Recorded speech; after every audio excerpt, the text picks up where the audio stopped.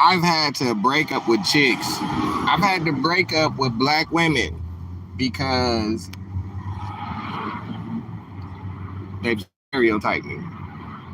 Just right now, like just last month, it was a woman. We weren't even dealing with each other in a romantic capacity, and she was spewing out stereotypes and negative things against black men. Like, I was trying to help her. She's a dope artist, one of the dopest artists I've ever seen. Like, her art is phenomenal, but she lacks confidence. So I'm like, yo, she works at a coffee shop. I'm like, yo, I'm giving her all these ideas she could do to get eyes on her art, and she has such a lack of self-esteem as far as in her work that, my thing is, my goal in life is to show people how to earn a living off of the things that they're naturally talented at and the things that they love to do. That's a part of my goal, my gift, and my duty is to show people to believe in themselves and to show people that they can earn a living with their God-given talent and don't feel like they have to sell their soul in order to earn a living, because people like to separate their earning capacity from what they love to do because they think that it will taint it. But that's the opposite. You have to find a way to monetize the things that you are good and great at in order to really have a fulfilling life. So, I was literally, man, trying to, what they say, I was trying to pour life into this woman's art form because once again, she's amazing. Now, I found I'm an artist as well. So, I'm not just saying this to say this. I'm an artist. I paint, I draw, I do graphic designs, I do everything. Anything an artist would do. I play instruments, multiple instruments. I'm an artist. I'm the true definition of an artist. I live to create art, creativity. And when I'm not creating, I literally don't feel alive. If I can't create or do something creative, then you might as well kill me. I can't. I live to create and express myself through art and through aesthetics, through music. That's a part of why I exist. That's a part of what makes me function. So this woman, I found an art gallery that for only 150 that will allow you to post anything, your pictures, your art in there the whole day. And I'm like, oh my God, that's dope. I have enough art to fill it, but I was like, ooh, she's dope.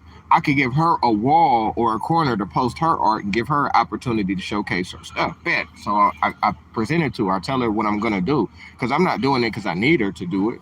I was going to do it anyway, and that would help. That would bring more eyes to what I got, and then what I'm doing would bring more eyes to what she got. So, bam, perfect. And I get to celebrate and help and uplift black women. So it was dope. So I was like, I told her about it, and she was like, cool. Then out of nowhere, she came to my job, and she knew where I worked, but she didn't know exactly where I worked in the facility. So she comes down out of nowhere while I'm on duty and is trying to talk to me while I'm on duty in my uniform at work. So I can't say how I can't talk or respond how I want. She's like, I'm uncomfortable letting a man pay for me or do anything for me. And I'm like looking at her like, what the fuck? I don't know you. I'm not trying to have sex with you or nothing like that. I'm an artist.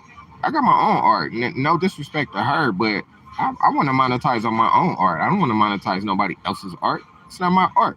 I want to monetize my shit. So I was insulted because, like, wait, hold on. What you think I'm trying to get over on you? Or wait, hold on. What you think I'm trying to have sex with you? Like, I was insulted on different levels. Like, nothing against her. She's not ugly thing, but she's not what I would entertain in any capacity. Now, you ain't gotta be beautiful. I've talked to women that ain't really cute, but there's still a femininity about you. So she was completely just off, and she had basically accused me of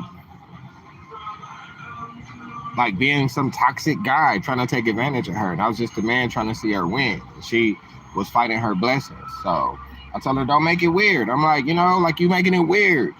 I thought it was weird because she worked at a coffee shop. She gave me some cups of coffee. I didn't go, oh, I don't want to accept anything from a woman. I'm a man. I just fucking cup of coffee.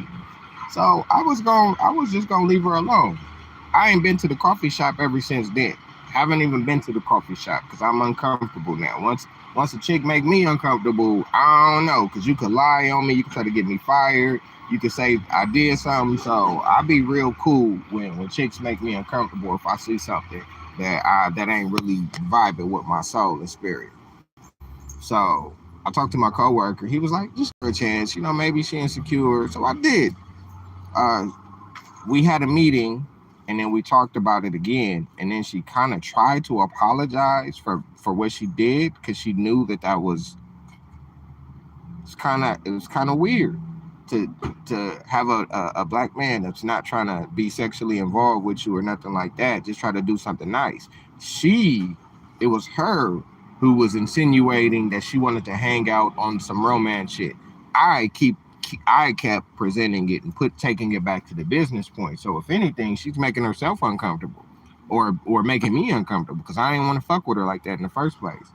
So I'm talking to her, and she's telling me, hey, I'm sorry, this and that. But I told her, I said, I get that, you know, I get that you're apologizing, but I'm like, I'm a man, and I'm like, basically, you stereotype me, kind of like you kind of assuming that because I'm trying to do something for you, that I'm trying to fandangle you, or get something out of you, or take advantage of you. And it's like, that's stereotyping me. If it was a white person, and they, oh, well, I don't know, I don't know these guys, and she doubled down after she apologized, and I told her how I felt. I was like, you know, you think that you protecting yourself, but I'm like, I'm a black man and I'm a businessman. So I had to tell her, I said, I just finished a contract where a woman was trying to sabotage my business and ruin my bag because of how she felt, because she didn't like my program, because she didn't like that my program got funded, and she's been working at this facility for years and don't know how to put together and propose or pitch a program. It's not my fault. But did I put that on her step? Did I judge her because of the things that I've been through before with black women? No, I allowed her. I saw her as an individual, and I would allow her to make or break her relationship with me based off of her personality, based off of her productivity. So I told her that, just because you've been through stuff in the past doesn't mean that you can like dump that on people that you work, especially in a professional capacity. And then she was like, well, you got to understand, I'm a black woman, so I've been through some stuff. And I'm looking at her like, what the fuck?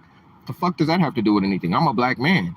I've been through some shit. And then my thing is like, so do black women feel like they go through more than we do, or it's a competition, or just because they say that they hurt, that's just supposed to absolve them, like dumping off their insecurities and trust issues on dudes that have nothing to do with it? Because I thought that was bogus. I thought that was for real bogus. And I didn't accept that. I said, no, that's not right. I said, if you're going to apologize, just apologize, but stop trying to make it an excuse, or stop trying to make it okay to stereotype me because you're a black woman. And then she tried to double down, and she was like, well, I don't know where you from, but you got to watch these men where I'm from. And I'm looking at her like, okay, so just because I talk proper, like, I'm not a street dude. I'm not a street nigga. It's not what I'm about. But it just so happens that I come from a family. I come from an upper middle class black family. Did we live in Oakland? Yes. But we didn't live in Oakland to the capacity that most people think. We own property in Oakland, and we still own the property that I lived in when I was a child. So from about third grade, from about second grade to fifth grade, we own this property and we lived there. But then we moved to Pittsburgh, California. So the majority of my childhood was in Oakland, California. I grew up around violence. I grew up seeing people get shot. I've been in the middle of robberies, but because I'm not a street nigga and I don't live that life and I don't claim that life, people, because I don't claim that life, because yes, I did grow up as a child and I lived in Oakland until I was 10 years old, and I saw violence. I saw uh, death. I seen drug use. I seen a lot in my 10 years before I moved away. So when you move from a hood, you're not from there no more. So people be like, oh, you're not from there. Cool. That's fine. I don't identify myself with violence, or I don't shape my identity based off of the level of violence of where the city I'm from. So uh, it was like she kind of was damn. It was like she was trying to basically minimize who I was as a human being because she was like, well, if you was from where I was from, you would understand this. But little did she know I grew up there. And just because everybody doesn't speak the same language doesn't mean nothing. So she had already insulted me. She apologized, and in her apology, insulted me again. So, you know, I told her, after I told her I wouldn't accept her excuse, and I told her I wasn't going to work with her at first. As soon as I said that, I didn't say it loud, my voice wasn't raised. She like started tearing up and just got up and walked away, just in the middle of a sentence. Didn't say, no explanation. I'm just sitting here like, this girl's 30 years old, man, with the um, with the emotional maturity of like a teenager, and it just was crazy. So that just happened last month. Now the video was about this woman I was fucking with. I was fucking with this chick, and when I was messing with her, I got hurt at work. I hurt my shoulder at work.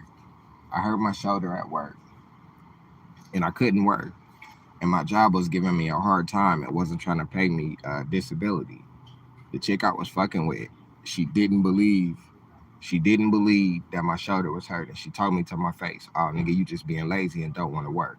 I was fucking with a black woman. I got hurt, and she was telling me she didn't believe that my shoulder was really hurt. My shoulder was really fucked up. So I don't know what was more fucked up: the fact that my job didn't want to pay me, or the woman I was fucking with. The first thing that she assumed was that I didn't want to work, and she was like stereotyping me. And she always had negative shit to say about the niggas that she worked with. Now, mind you, she was always complaining about the dudes being late and this and that. And I'm like, you late every day and you smoke weed right before you go in. How do you have the nerve to complain about them? Oh, well, I got it like that. Wait. So you complaining about dudes being lazy at your job while you late and you smoke weed right before you go in. They smoke, they get in trouble. You do what you want and you get a promotion. And I'm just telling her, I'm like, that's not right. And she was just like, well, I can't help it if the boss did. I said, okay, so you use your sexuality to gain favor with your male boss. And, but then you use that privilege that you get to look down on the men that are doing the same thing. That's when I started seeing like, oh, it's a bigger problem.